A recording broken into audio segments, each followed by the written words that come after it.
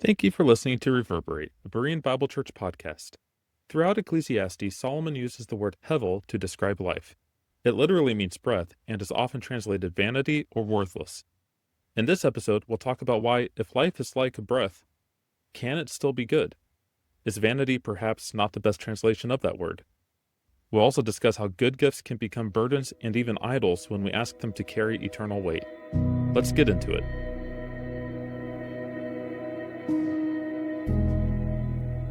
So we're starting Ecclesiastes. We've just been preaching through that for the last few Sundays. And I really appreciated, I think it was your first sermon, you concentrated on the definition of a few key words. You mentioned that where most translations say vanity or worthless, that word is hevel. And you defined it as fleeting or hard to grasp, hard to control. It literally means breath. But that feels different to me than the typical translation of meaningless or vanity. And would you say that maybe the way that most modern translations translate that can be either slightly misleading or lead us to wrong conclusions? Sure. I think it's an interesting linguistic question because there's really a lot of different layers around this. Like you said, literally it means breath or it means mist. It's used, for example, in Psalm 39. This is a similar way to the way that Solomon uses it, where the psalmist says, "Behold, you have made my days a few handbreadths, and my lifetime is as nothing before you. Surely all mankind stands as a mere breath. Surely a man goes about as a shadow."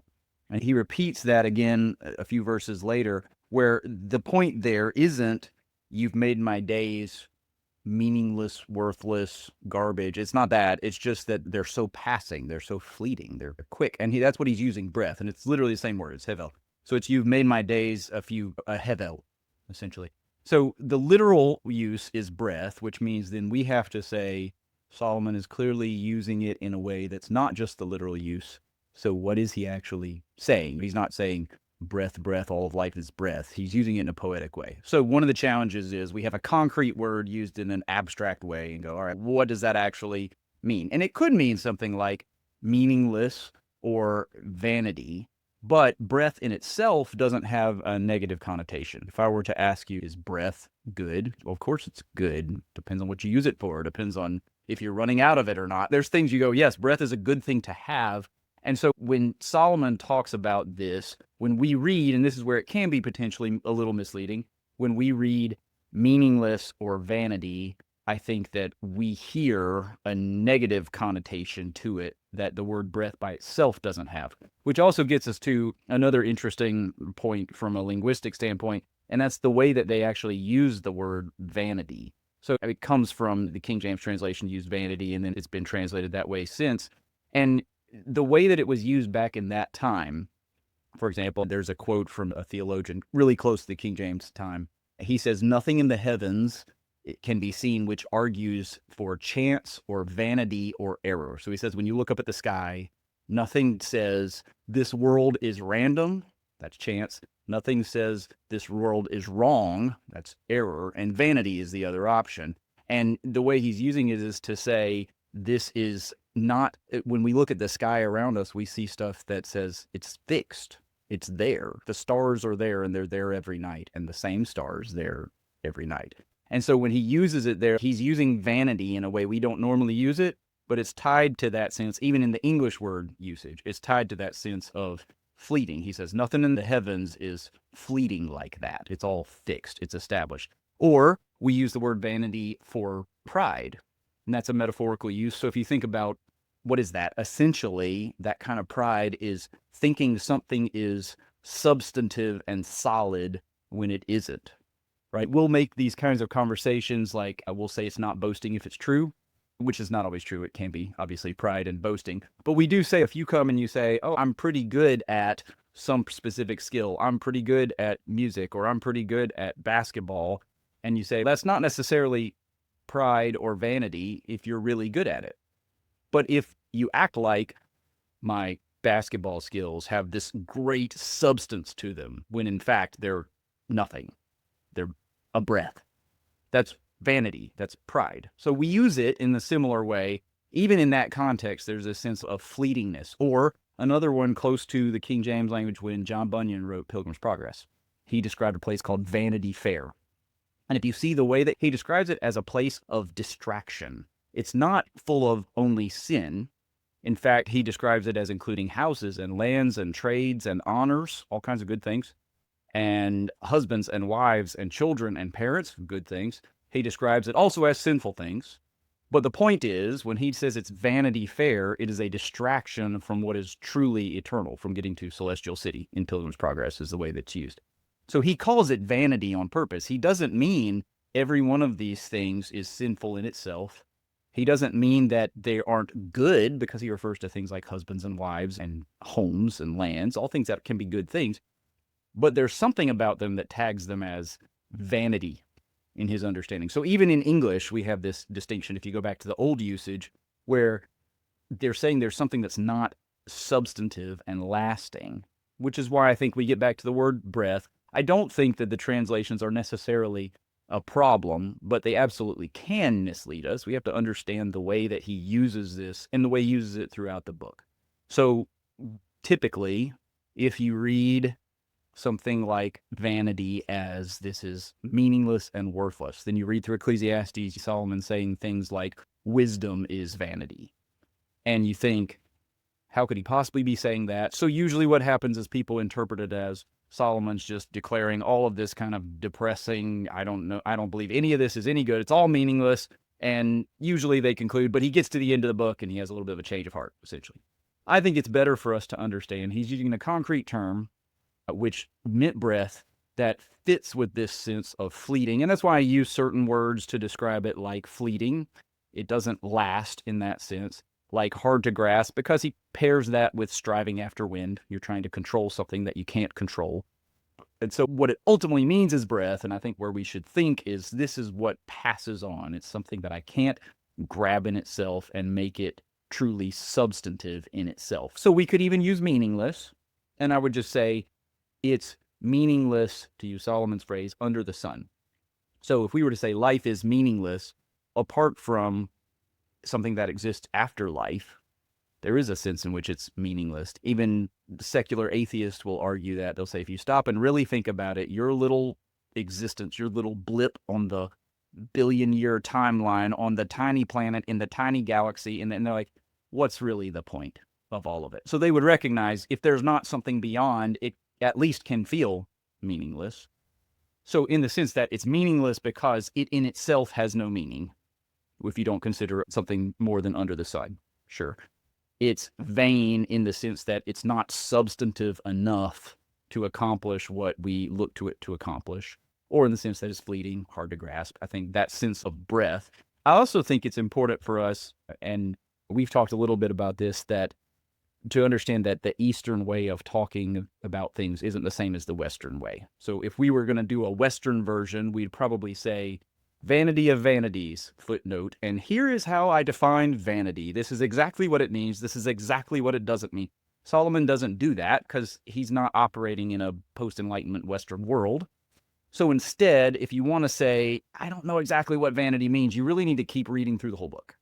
And the more you see what he says, he's going to tag all kinds of things as vanity, some of which are good, some of which seem bad to us. And you keep working through what does he actually mean. By the end, I would argue you don't conclude that he means everything is despairingly pointless.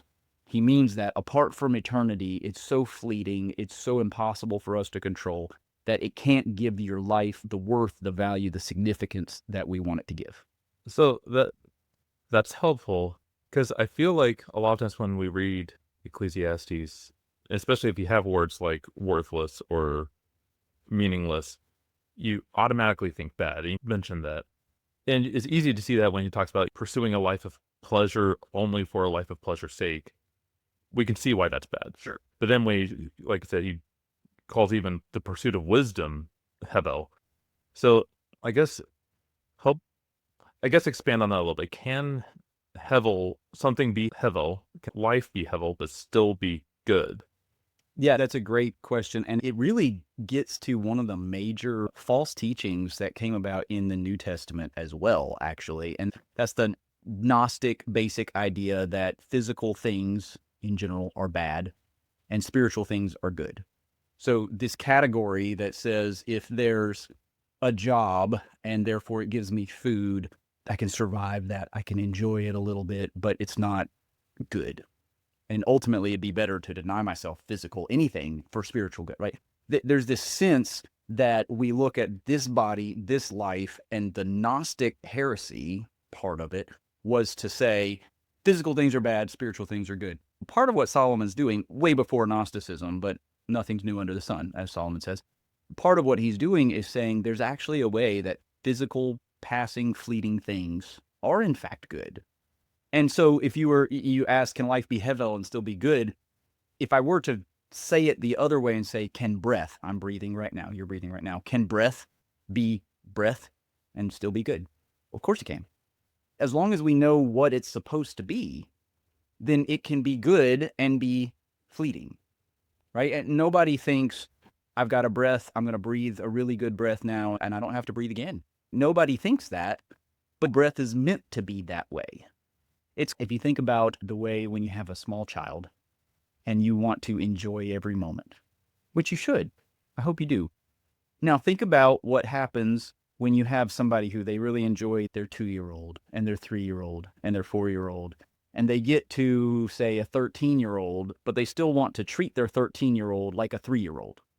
We all say that's not how it's supposed to be. You're supposed to enjoy the moment, but you're also supposed to move through those stages. And if you try to keep it at, here's what it was at 3 years old, it ruins the whole thing.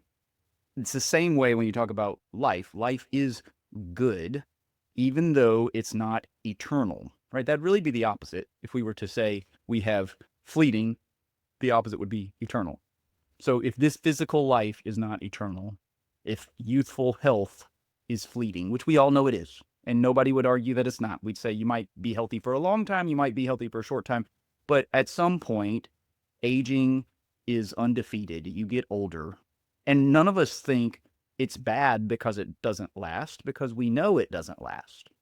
But we can sometimes think that the things we pursue in this life are going to last. So we try to squeeze all the joy we can get right now out of this life. It's got to last. It's got to last. And the more we try to make it last, the more we realize it doesn't. You take the same thing if you go on a vacation and you get 2 days into a week-long vacation and you start, oh no, it's going to end. It's almost over. What does it do? Ruins the joy. But if you say, no, it's a week of vacation, we're going to be here, we're going to enjoy it, and it's going to be gone, but that's okay. That's what it's supposed to do. Then you are free to enjoy it. And that's what he's saying about life on this planet is it is fleeting. It's not meant to last forever like this. And as long as you know that's what it is, you can enjoy it. But if you try to treat it like it's going to be eternal, then you won't enjoy it at all. You said something there that was helpful to me is just the opposite of it. The opposite of Hevel is not bad. The opposite of Hevel is eternal. And that's a helpful distinction to make because if you go back to some of the common English translations, meaningless, the opposite of meaningless is meaningful, but that's not quite what Hevel's getting at. No, I don't think so. And I think that it is really helpful to recognize that. So if you take something that is Hevel and treat it as if it is not, you mess it up. You ruin it. That's the point. If you take a meal, whatever you like, I just had a really great bacon cheeseburger the other day. If you have a bacon cheeseburger and you go, I'm going to enjoy this thing. Now, if I sit there and think this bacon cheeseburger is the sum of all of the hopes of my life and I will never need to eat again, I might convince myself of that for a moment, but I'm going to be sorely disappointed. Or maybe even more realistic example was when my wife and I got married, we did the whole thing where we kept a slice of the wedding cake in our freezer for a whole year. I don't know why that was a tradition for some people. Sure. Yeah, we took it out of the freezer, tried to bite, and it was awful because it had been in their freezer for a whole year. Yep. It was like, no, cake is meant to be enjoyed within a couple of days of it being made, not a year later. That's right. That's right. And the more we take things that are Hevel and try to treat them like they aren't, the more it messes it up. We find we're striving after win. We find frustration. We find all of these things. And that's what Solomon is trying to do, is help us to see some of the things that we look to be substantive, to give us meaning, to give us purpose. What we'll find is they ultimately frustrate if we look at them as something ultimate. But if we look at them instead, and this is the opposite side, and where it can be good, if we say, no, it's a good gift to be enjoyed. God gives that, and I want to enjoy it. So you enjoy it, and then it's done. And you don't say, oh, it was supposed to do more than that. It was always it was a gift from the giver. So another nuance of this word that I kind of want to poke into, as I was looking at this, I noticed that sometimes Hevel is translated as idol, which surprised me. And just one example, Deuteronomy 32:21. They have made me jealous with what is no God. They have provoked me to anger with their idols. And that word idols there is Hevel. And again, that surprised me. And it's not the main word for idol, to be fair. And so I was wondering if you could maybe help explain why that word is used sometimes and translated idol sometimes. And also, can that be a nuance of how we think of this? Is there a worshipful aspect of the way Solomon's using it through Ecclesiastes, of calling all these things, even good things, Hevel? He talked about putting things in a proper place. Is that an aspect of it? If it becomes worshipful in our hearts, then it's destroyed the good purpose of it. Yeah, I think so. I think the Deuteronomy text is fascinating because it says, it gives you a kind of parallelism. They have made me jealous with what is no God. It's the first one. So God is saying, look, this is who I am. I am actually God. What they worship is not actually God. So there's a reality and then a falseness that's set up. The parallel is the next one. They have provoked me to anger with their Hevels, with their idols. So specifically, when you look at the parallelism, what he's doing is saying, I'm the real thing. That just is a breath. I'm substantive. This is nothing. And remember, when he says idols, he doesn't mean, and this gets us to the sense of fleeting. God in Scripture, he often doesn't say idols don't represent any spiritual reality at all. He says they're false gods. They're not really God. So they're something. And they often could have been demon worship, for example. And so you have a spiritual reality that was actually happening. He's not saying there is no spiritual reality when he makes that parallel. He's using, again, breath to say this is not substantive in comparison with what you're doing over here. When God is the real substance, this other thing has nothing of significance to it. Another one would be 2 Kings 17 is a really interesting one here. Uses a slightly different form of the word, but it says that the people went after false idols and became false. So literally it says they went after Hevel and became Hevel, which is a different form of the same word. And there the point is that when you go after something that is fleeting, that is nothingness, it's nothing that's of substance, you become like that. And there's a guy named G.K. Beale wrote a book called We Become What We Worship. He has a great quote. He says, we become like what we worship, for ruin or restoration. So if you take that in context of Ecclesiastes, it's saying if you genuinely come to the eternal God and recognize he's the one who gives, he's the one that I'm supposed to interact with and worship and love. If you recognize that eternal God, then it shapes your existence to be real and valuable and good. And it's something that you say, I find joy and I do good, fear God and keep his commandments. This is the point of the whole book, right? On the other hand, if you chase after emptiness, you chase after something fleeting, frustrating, that's not substantive, and you treat it like it is the thing that you're pursuing, then you become as empty and as pointless and as meaningless as that thing that you're worshiping. So I do think there's a connection there. I don't know if Solomon was intentionally making the connection or if it just is the same word, breath, gets you to this kind of fleeting, passing idea, and it applies to both. But it certainly works that you would say there is a sense of worship. If you take food, you take the wedding cake example. If you were to say, this wedding cake is going to last forever and fill me up forever, we don't call that worship, but you are taking something that is not intended for that purpose and saying it's going to do far more than it ever was supposed to do. There's a sense of worship. And you could say the idols that people chase. So you take what Solomon looks at. He looks at productivity. He looks at knowledge. They had idols that were supposed to give you those things. So they did have a physical representation of that people worshipped. And whether you worshiped it physically or you pursue knowledge or something else to take the place of God, anything that takes God's place is an idol, is worship. So it would tie in, definitely. Yeah, that's an interesting nuance because you think about the different things. So pursuing a life for pleasure, pursuing wisdom, pursuing productivity, all these things that Solomon goes through. And we can all think of examples of friends or people that we know that any one of those pursuits that they latched onto, that was what they would derive meaning from. And then that destroyed the goodness of it in their life. Absolutely.